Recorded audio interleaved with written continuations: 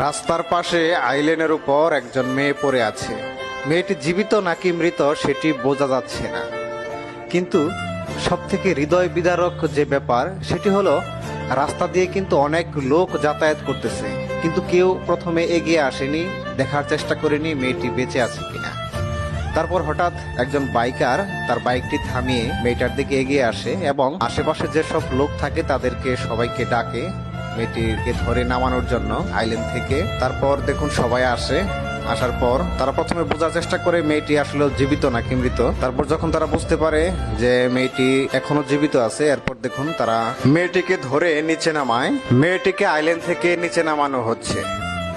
তো দেখুন মেয়েটি যেহেতু জ্ঞান হারানো অবস্থায় ছিল, তাই প্রথমে তার জ্ঞান ফেরানোর জন্য তার মুখে পানির ছেটা দেওয়া হয়। এতে মেয়েটা দেখুন মাথাটা এক পাশ থেকে আরেক পাশে ঘোরায়, কিন্তু